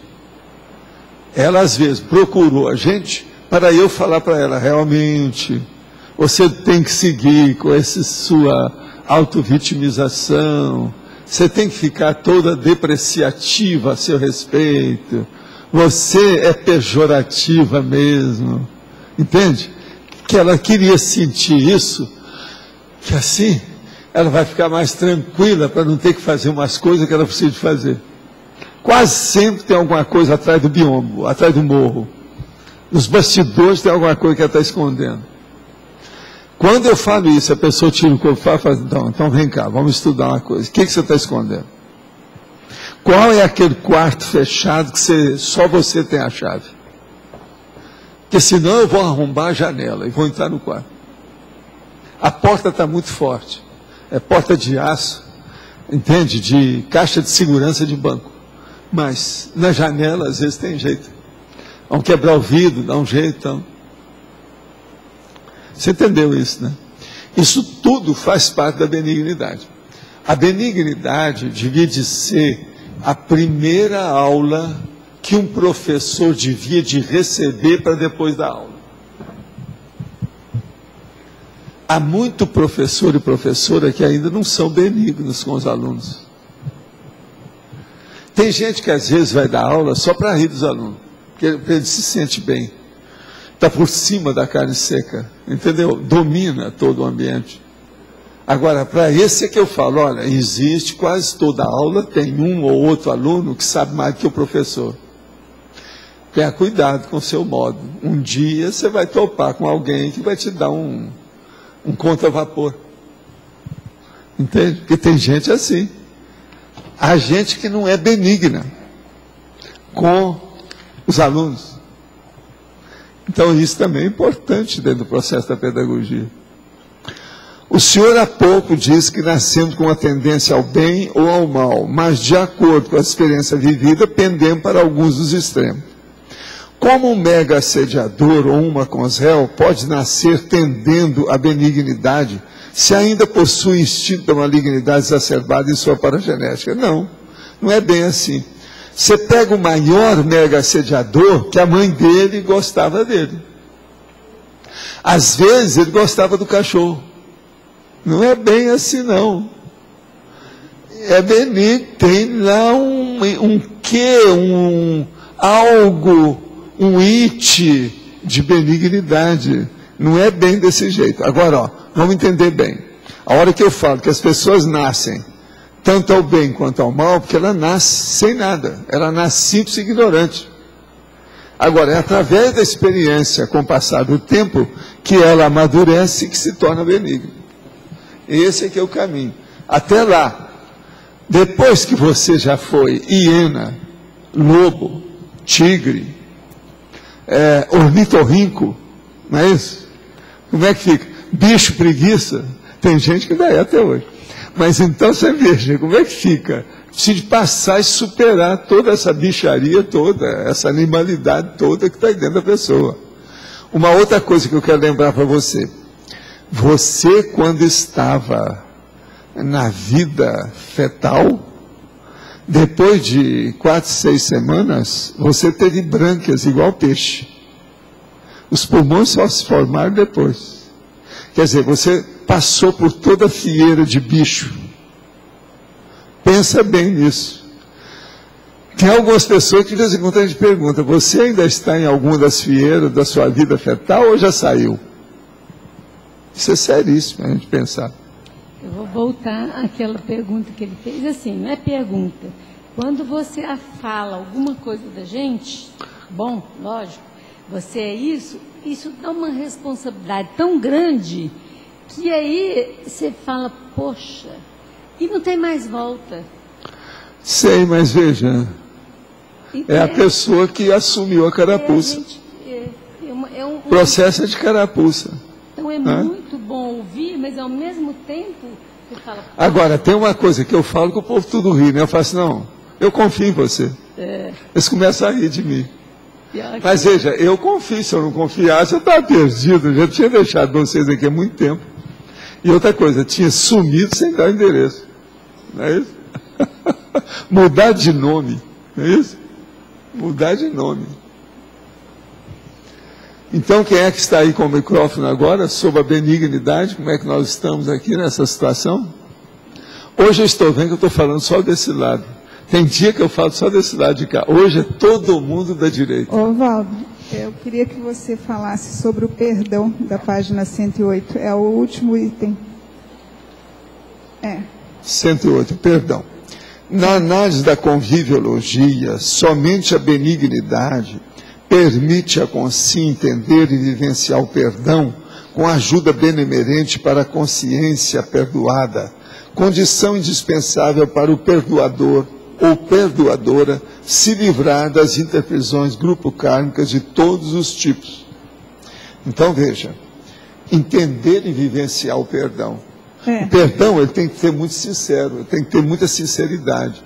Se ele não for muito sincero, ele não é perdão, ele não funciona. Agora, para a pessoa ser sincera, ela tem que perdoar, né? Mas tem que compreender. Antes de perdoar, ela tem que compreender. Por isso que eu estou falando aqui. É muito importante entender e vivenciar. Em termos de auto-perdão, você faz alguma coisa e aquilo está te perturbando? O auto-perdão, que a maioria ainda comete, ele é negativo. Ele é negativo? Porque a pessoa está perdoando uma coisa que ela não quer refazer o erro. Ela não se retrata. Era justamente isso que eu ia perguntar. Para haver um auto-perdão sincero, é necessário fazer uma autoanálise, né? Sim. Bem profunda. Sim, não, e o problema não é só esse. Ela não vai se perdoar. Ela vai refazer o erro dela. Ela vai retificar o equívoco. Isso é que é o processo de auto-perdão. Eu fiquei na dúvida. A verdadeira retificação do equívoco é que é o auto-perdão real. O mais é conversa fiável. O mais é autoassédio. É falta de autocrítica. É a pessoa que ainda não tem autodiscernimento. É por isso que eu pensei na questão da autocrítica, eu pensei também na autoanálise, né? De você ver realmente, analisar toda a situação, por que você se enveredou em tal contexto. Agora, o caso é o seguinte, quanto mais a gente reflete sobre aquilo que a gente vai fazer, menos a gente erra. Quanto mais você reflete sobre aquilo que você já fez e que errou, menos você vai errar também na frente. Então, o processo de reflexão, ele pode alcançar várias modalidades que ajudam demais a pessoa. Agora, toda impulsividade torna-se precipitação, só piora tudo, porque aumenta o nível de erro da pessoa. A impulsividade, né? A impulsividade, a precipitação, enfim, a ansiedade, o ansiosismo, isso aí é super negativo. Nós já debatemos isso aqui muitas vezes. Teve um verbete que foi excelente, né? Em que se falava da impulsividade ser um processo de ansiedade. Foi muito Agora, bom, é preciso de desbancar essa condição. É preciso de ultrapassar essa. Eu fiz um verbete agora que eu coloquei 15 verbos desses que são equivalentes, mas em assuntos diferentes, para a pessoa entender, para não haver dúvida. A pessoa vai ver e não tem jeito de tirar o corpo fora. Ou ela entendeu, ou se não desiste, vira vegetal, qualquer coisa. Porque não tem jeito. Eu coloquei 15. Muito bom. Desbancar, ultrapassar, e por aí vai. 15 diferentes. Está entendendo? Com condições também diferentes. Sim, sim. Para a pessoa ver como é que é o problema da, vamos dizer, maturidade, né? Muito bom.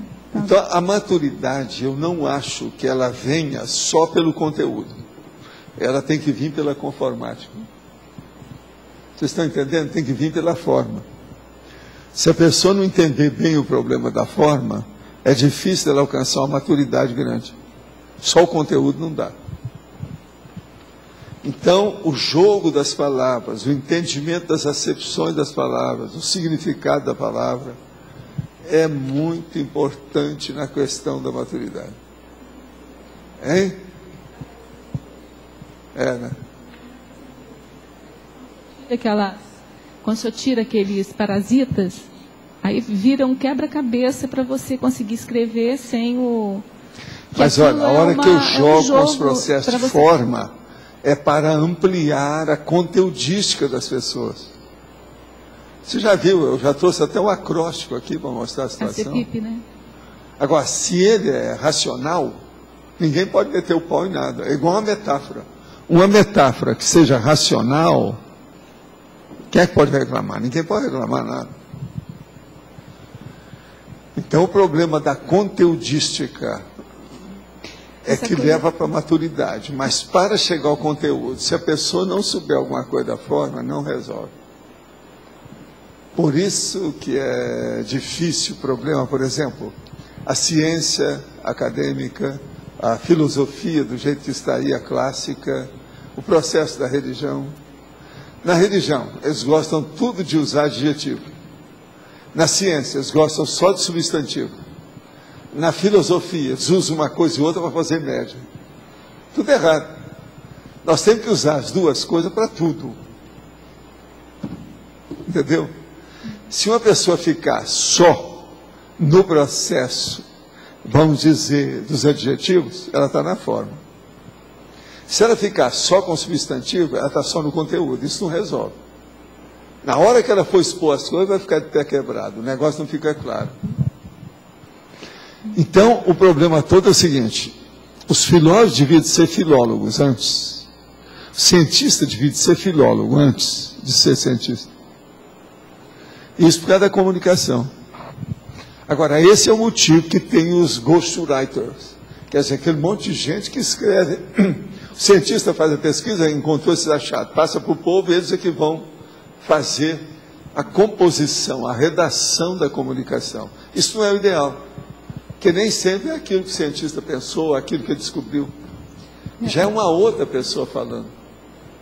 Então, o ideal é a pessoa do início até o fim, ela, vamos dizer, explicitar toda a experimentação. Você vê lógica nisso? Você não vê na ciência o povo debater isso. Nem a metodologia não entra nessa. A metodologia científica dá essas coisas, mas eles não expõem os erros que existem, as coisas todas que tem por aí. No Reurbanizado, o senhor coloca 100 técnicas de escrita. Tem. E o senhor fala antes que é para que assim, uma nova ciência, uma nova abordagem da consciência precisa de novas técnicas. Mas a base seria essa, de você, através da... Agora, ó, eu vou te contar. Entrar no conteúdo através da forma? Existe técnica que eu uso que eu não falo nela. Eu vou te confessar uma. Eu escrevo, às vezes, um prefácio. Conforme a pessoa, antes do título, eu escrevo lá em cima, prefácio, que é para a pessoa falar que é prefácio. O nosso amigo que esteve olhando um prefácio, não precisa de colocar o prefácio, porque a gente sabe que é prefácio. Sim. Mas para quem eu estava dando, não sabia. Sai de colocar. Agora veja, estude a técnica do prefácio que eu tenho. Outra coisa.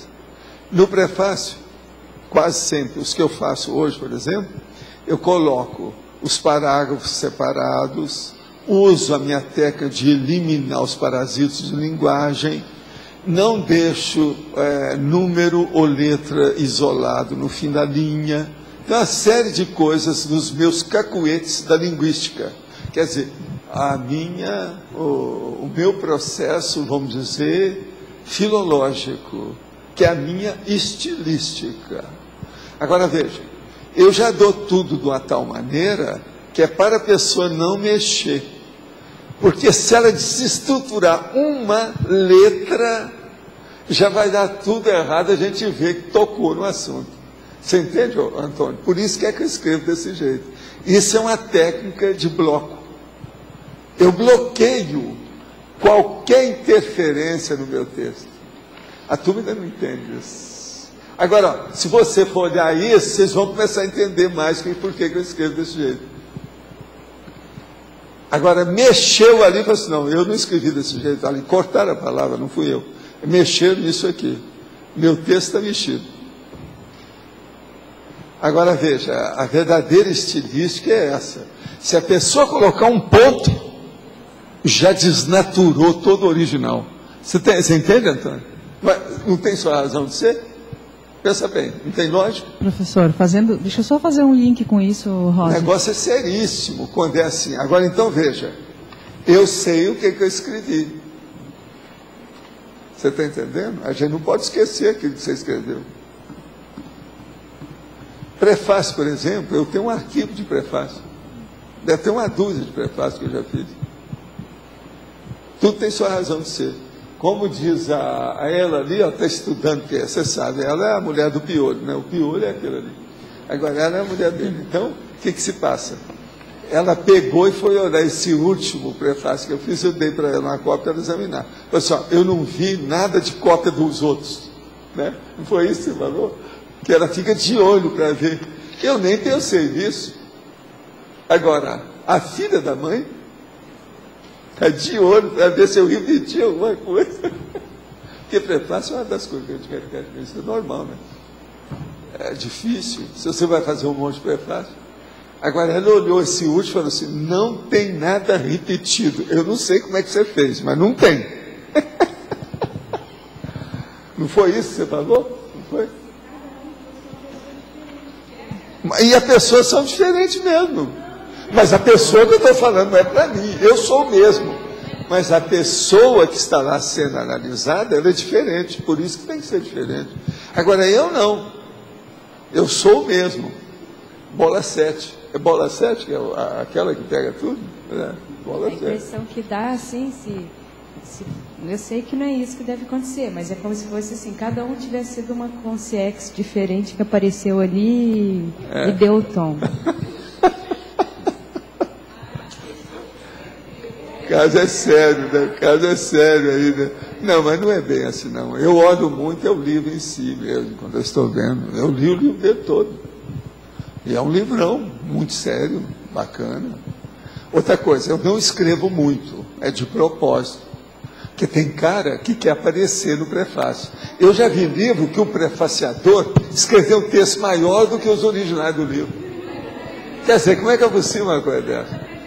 Então, veja, isso aí é o cara aqui, o entrevistador que quer ser o entrevistado.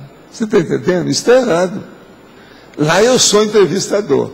Então, veja, eu não posso aparecer muito. É ele que tem que aparecer. É o original, é o autor, etc. A impressão que dá é assim, ó. Num, ele pega o ego dele político, e no outro é o ego dele cientista, e o outro... Não, mas eu sei. Eu sei.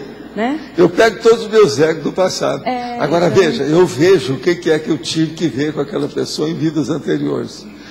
Uma boa coisa que eu faço para mim é o seguinte, Valdo, o que o Zé tem que ver com essa pessoa? Bom, não vai falar nada para ninguém, fica só entre nós.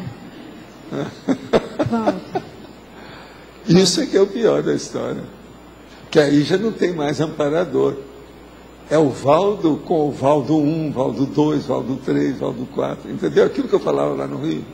Eu sou o Valdo 11. É isso que eu falava? Valdo. Em relação ao perdão, quando perdoamos alguém, precisamos voltar ao convívio com a pessoa perdoada?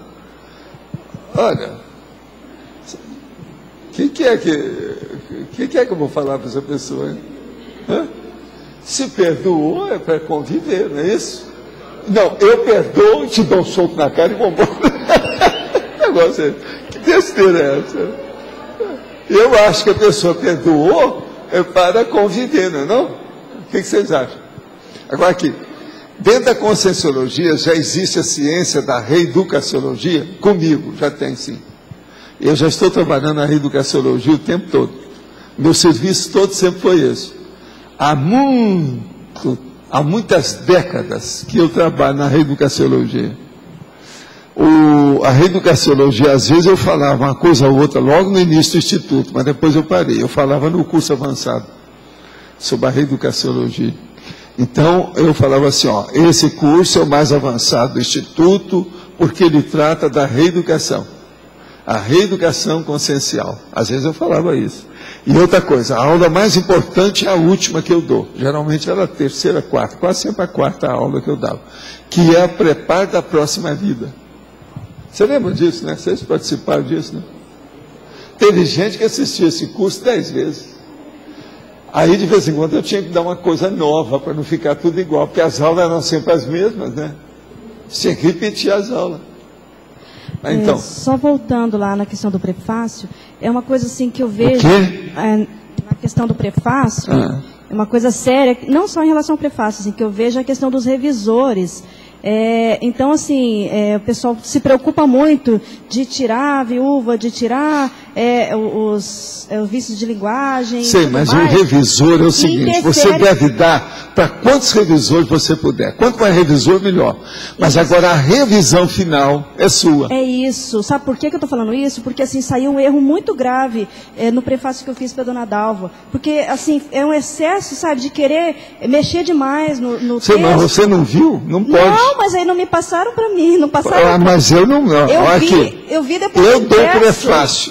Tem publicado do jeito que está aí. Se tocar no assunto, eu quero rever. A revisão final é minha. Aí o pessoal Se colocar do jeito que está aí, tudo bem. É tanto que de vez em quando a gente dá até com pendrive. A gente não dá o negócio. Já dá para incluir ali, porque já está no pendrive. Não vai mexer em nada. Não, eu peguei, como eu diagramei o livro, eu peguei a alteração que foi feita e mudei, voltei do jeito que eu tinha feito. Só que pegaram aquele parágrafo que alteraram e colocaram na capa do livro, entendeu? Aí ficou parecendo que eu falei uma coisa que eu não falei. Então, assim, é muito sério, porque para a pessoa que escreveu... Mas você dividia até os finalmente. Agora já foi, o livro já foi publicado, já foi, mas já falei com você não seguiu, tinha que fazer o follow-up.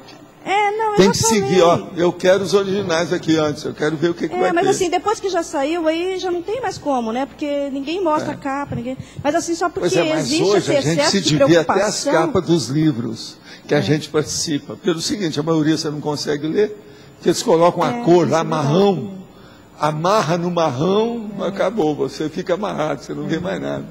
Não enxerga nada, não dá para ver, não lê. Então sempre o autor... Agora é uma vergonha, o negócio ainda continua. Ainda tem muita gente que está escrevendo mal nessa história, e os designers tudo deitando e rolando para piorar a comunicação. Tem muito erro, assim, em capa, em orelha. Pois é. Mas é isso, é só para a gente ter esse cuidado, né? Agora, esses dias eu estava mostrando para eles lá embaixo um livro, né? Que existe, saiu muito... a evacuação mundial. Evacuação. Olha lá, é o nome, o título enorme na capa do livro. Tal. Evacuação mundial. Se vocês quiserem ler esse livro, está lá. A evacuação, aí no caso, diz respeito à democracia, as pessoas, etc. Você citou a questão dos filólogos em relação aos filólogos. Filólogo Sim. em relação aos filólogos. Mas você não acha que todo mundo seria bom ser filólogo para escrever? Né? Não, seria bom a pessoa, não precisa ser filólogo, é a pessoa estudar a sabedoria, estudar o que é certo, estudar o conceito correto, estudar, vamos dizer assim, a holomaturidade. Isso seria ideal, né? O próprio Sócrates falou isso, né? E o Platão também levantou a lebre da república dele baseada nisso. Mas a escrita que eu estou vendo aqui na CCCI, em relação a mim e outros, é geral. A pessoa escreve, mas aí, quando ela lê, ela acha ótimo. Mas é o que você falou, tem que passar por um monte de gente também. Agora sempre é bom fazer revisão. Quanto mais gente você tenha para fazer revisão dos seus originais, é melhor para todo mundo. Mas quem vai lucrar mais com isso é você. A gente tem que ficar sempre predisposto à heterocrítica. Uma pessoa admite muitas as correções das revisões se ela tem aceitação da heterocrítica. Se ela não tem, é um problemão. E junto com isso, antes, vem a falta de técnica para escrever. Muita gente isso é geral. Tem que ter uma técnica. A maioria tem mais dificuldade para escrever do que facilidade. Estou falando para escrever mais ou menos aceitável. Por exemplo, domina... Escrever, qualquer um escreve. Domina todo um assunto. Depois, quando escreve, mistura as coisas. E acontece muito isso, não é só comigo. Agora, o que eu vejo é o seguinte, vamos estudar, né? Na questão do filólogo, o que você quis dizer também em relação ao filósofo? O filósofo geralmente escreve esquisitinho também, não é isso? Agora, o que eu vejo, Arlindo, que o povo todos, nós todos precisaríamos, é ter mais leiturofilia. É gostar de ler. Através da leitura a gente amplia tudo. Agora tem que saber usar a leitura que a gente faz. Mas a leitura ainda é pouca, eu acho. Tem gente aqui que podia ler mais. E eu sei disso por várias situações. Por exemplo, antes da enciclopédia, havia os livros. As pessoas perguntavam aquilo que está lá, claro, no livro que a gente já tinha publicado, já tinha falado, a situação ali várias vezes. Hoje, é fácil da gente ver isso através da pessoa que pergunta e, no entanto, já está tudo aí, já foi publicado e tal. Tem o verbete, tem tudo aí. Então, o problema de leitura ainda é uma deficiência para muita gente. O que eu vejo no livro também é que ele não pode ser insosso. É aquele livro que você pega e vai até o fim. Agora, fora, autores também convencionais, tem muita gente por aí que escreve bem pra caramba. E ele já, agora, tem muita gente que escreve bem, mas é só na parte da forma. Você espreme, não dá nada, ela não te enriquece. Não, mas ela não enriquece a gente. Com a primeiro, situação. ele tem um chamariz da pessoa ler e até o fim, mas tem que ter conteúdo também. Principal. Agora, eu vejo aqui, eu pego um livro de exemplo, o livro lá do Jean-Pierre, eu pego ele, eu comecei a ler, eu fui até o fim. Ele é um livro que você gozado, ele escreveu bem pra caramba e chamou a atenção. Ele é muito inteligente. Pôs um e ele é assunto, culto, né? O problema todo é esse. E jogou Conscienciologia, autobiográfico, mas ele tem... O livro dele é muito bom, só tem um senão. É o prefácio. O prefácio não é bom. Agora, o prefácio, essas coisas eu preciso aprender. Como que faz um prefácio, como faz a introdução, mas o livro em si é um livro que se vai até o fim. Você não quer... Não, é muito bem feito, ele sabe escrever. Ele é ótimo. Agora, tudo é experiência, né, de diversos modos. Mas ali o caso mais sério é a vivência dele. Né? Ele expõe a vivência que ele tem. Muito contato com muita gente, épocas diferentes, locais diferentes. Isso ajudou demais a ele. Ele é uma pessoa lida e muito viajada, poliglota. Então sai de baixo. Aí é perigoso. É um cara perigoso. Quando eu era rapaz, eles criavam lá apelido para certas pessoas. Então, havia uma família que tinha 2 irmãos. Um era mais novo, é lógico, e o outro mais velho. Eles não eram gêmeos. Agora, um era o perigosinho e o outro era o perigosão. Está entendendo como é que é? Agora, então, você veja.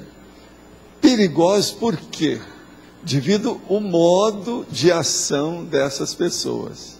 Os autores você pode também eleger na base do percentual de perigosos, perigosinhos, perigosões. Tem uns que são perigosíssimos. Por quê? Você perde muito tempo com ele. Você fica lendo uma coisa, esperando sempre que aquilo vai esclarecer, você chega até o fim e não tem nada. Então esses, para você acabar com o perigo, é o seguinte, você começa a ver, viu que não tem? Vai lá no fim e olha as conclusões que ele chegou. Passa por cima, para você não perder tempo. Tem uns que a gente pula, né? Pois é. Agora, esses são os perigosos. Essa democracia pura que eu estou lendo também, sim, é um que você quer ir até o fim também. Não sei se leu assim. Você quer ir até o fim, chama atenção. Agora, ele se repete muito lá. No livro dele é muito repetidor. Entende? Eu não sei, essa para mim não é a repetição que eu faço uma repetição da circularidade. Ele faz sem observar se repetiu ou não, ele não liga para isso. Ele vai em frente. Ele expõe o assunto e não quer saber. Agora, isso tudo é estilo, né? Cada um tem seu estilo. Ele vem aí, você vai conversar com ele. Você vai encontrar com o seu colega, ele é um filósofo. A repetição, eu não cheguei nisso porque eu peguei só uma parte, mas eu nem sabia disso. Mas de qualquer forma, ele é uma leitura que chama, a gente quer ir. Não, e ele é bom, ele entende o assunto. O senhor falou agora que tem pessoas que têm livros que são muito bons na forma, mas se espreme, não leva a nada. E antes eu tinha falado que a maturidade, para chegar no conteúdo, tinha que passar pela forma. Se eu podia aprofundar isso, porque aí eu fiquei... O caso é o seguinte... Como é que a forma leva ao conteúdo? Não, vamos ver se você raciocina comigo para ver se tem lógica o que eu estou falando. Uma pessoa, para chegar na maturidade, ela tem que ter visto um panorama da situação daquilo que ela fala ou daquilo que ela expõe. Tá certo? Isso é que é a maturidade. Porque senão, se ela tem muita fissura, muita lacuna, se ela tem rombo no modo dela observar as coisas, ela está com a monovisão, que é pobre, que é deficitária, que é patológica. Agora, então, o que se passa? Na hora que a pessoa vai expor o processo, se ela não conhecer a forma da comunicação, aquele conteúdo dela vai sair de pé quebrado. Ele vai sair, pelo menos, mais pobre do que devia de ser. Ele devia de sair mais rico, de acordo com a realidade daquela pessoa, o nível que ela tem. Então, o que se passa? Não há maturidade nessa pessoa, faltou a maturidade da forma, a maturidade formal, a maturidade da aparência. Por quê? É muito sério esse processo de forma para nós. Por quê? Essa dimensão é toda formal. Tudo aqui é um processo de convenção. Tudo é convencionalismo. Eu sigo o convencionalismo de usar calça, roupa de baixo, meia, sapato, camisa. A convenção também de usar esses para-brisas aqui, para poder ver as coisas, que são os óculos. Convenção que uma caneta desse jeito funciona bem, que a gente pode trazer aqui. Convenção que já fizeram um bolso para a gente colocar a caneta. Tudo é um processo de aparência e de convencionalismo.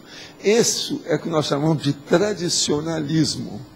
Agora, então, veja, a partir do processo e dessa condição que nós estamos envolto por aparência, o processo da comunicação da ideia, que é revestido de palavras, que é aparência, é seríssimo. Como é que a pessoa pode ser sensata totalmente, madura totalmente, se ela não viu a forma que ela está apresentando, o conteúdo do esforço da pesquisa dela? Então, o que eu vejo é isso. Toda pessoa, seja quem for, que escreve mal, ou que deixou que outras pessoas escrevessem, isso aí já começa por aí, tem alguma coisa, uma fissura enorme nessa personalidade para mim. Ele tem que defender e definir e usar e vivenciar as duas coisas, a forma e o conteúdo, porque senão não vai. Agora, eu comecei a pensar isso muito cedo na minha vida, por isso que eu fui estudar processo de idiomas, esse negócio todo. Quando o professor lá, eu nos meus 10 anos, ele me pergunta, o professor Vicente Lopes Pérez, lá o tal, meu preceptor, primeiro dia de aula, ele fazia isso com todo mundo que ele conversava. Ele vira para mim e fala assim, você gosta de estudar? Eu assim, eu gosto. Porque a sua mãe falou que você gosta muito de ler. É verdade? Ela me falou que você já tem uma biblioteca. Tem. Então agora eu te pergunto, você veio aqui conversar comigo, você veio aqui estudar comigo, nós vamos ter aula todo dia. O que você quer estudar? Eu disse, mas sou eu que vou escolher o que é que eu vou estudar? Porque a minha mãe me falou que o senhor está me preparando, porque eu vou ter que fazer depois o curso ginasial e vou ter que fazer o científico, para depois fazer uma faculdade. Ela que me falou. Agora, o senhor quer que eu escolha? Se o senhor quiser, eu dou minha opinião. Mas o que é que você quer estudar? Eu falei assim, eu quero estudar idiomas, além do português. Eu quero saber. No curso primário, eles não me ensinaram. E ele então vira para mim e diz, então quer dizer que você quer estudar idioma? Sim. E quais os idiomas que você quer? Tudo que eu puder. Aí eu falei assim, mas tudo como puder, como? Nem eu não pude estudar tudo que eu posso. Isso é muito difícil. Eu falei assim, não, por exemplo, eu sei que o português derivou, nasceu do latim. Eu precisava estudar mais latim. Outra coisa, eu sei que tem o fulano, que é meu amigo, que fala espanhol. Eu queria estudar espanhol. Eu sei também que tem o outro fulano lá que fala francês. Eu queria saber alguma coisa de francês, porque eu não estou sabendo nada. E outra coisa, eu acabei de receber 2 livros dados que me deram para a minha biblioteca em francês. Eu não sei como ler aqueles livros. Aí ele vira para mim e fala assim, você já tem dicionário de francês, português? Eu falei assim, não. Então eu vou te dar um nome aqui, você vai arranjar esse dicionário. E aí eu comecei a aumentar a minha biblioteca através das dicas que o professor e sempre da Autospécie dava para mim com o processo. Agora, ele me deu as primeiras noções de latim, de italiano, de francês, de espanhol, de inglês, uma série de idiomas, tudo em 2 anos de estudar dia e noite ali com ele. O negócio não era fácil. Os nossos comerciais, então, por favor. Obrigada. As pontuações da tertúlia de hoje foram 57 assinaturas no livro de presença, 22 perguntas presenciais, 10 perguntas respondidas online, 9 votos online. Hoje vamos ter 3 recados. Rosemary, Conscienciografograma, Alcir, Semana da Saúde, Luimara, Côncios. A eleição do verbete para amanhã? Anticonscienciologista, assunto mateológico, bem, besteirol, bestialidade, consciência títere, eustresse, impessoalização. Nós convidamos as pessoas que quiserem fazer uma autoavaliação conscienciométrica da sua grafopensenidade, amanhã às 9 horas, na Unescom, no discernimento sala 205, nós estaremos realizando a oficina do Conscienciografograma. Obrigada. Boa tarde a todos. Quero informar sobre algumas atividades que estarão ocorrendo hoje e amanhã dentro da Semana da Saúde. Hoje, a partir das 15 horas até as 17 horas, estará sendo realizada a oficina de análise ressomatológica na Evolucim, lá no discernimento. A partir das 17h15 até as 18h45, apresentação da Cognópolis pelo discernimento. Amanhã, a partir das 9 horas até as 12 horas, a oficina do Conscienciografograma, conforme a professora Rose comentou, na Unescom. E, em paralelo, das 9 às 12 horas, a Escola de Projeção Lúcida pelo IPC, no centro da cidade, na Rui Barbosa 820, sala 804 Centro. Na recepção do tertuliário, tem esse folder com toda a programação da Semana da Saúde, que vocês poderão estar pegando lá na recepção. Obrigado. Ainda na programação da Jornada de Saúde, nós gostaríamos de convidar aos interessados para a atividade gratuita da Côncios. Será a dinâmica Trafor, Trafar e Trafal, no sábado pela manhã, às 9 horas, na sala aqui da Côncios do Grupo CAEC. Nós trabalharemos a interferência que causa o nosso Trafar e Trafal diretamente relacionados a um Trafor.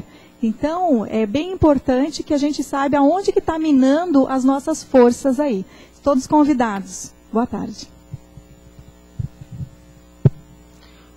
O verbete vencedor para amanhã é bem com 19 votos. Obrigada e boa tarde a todos.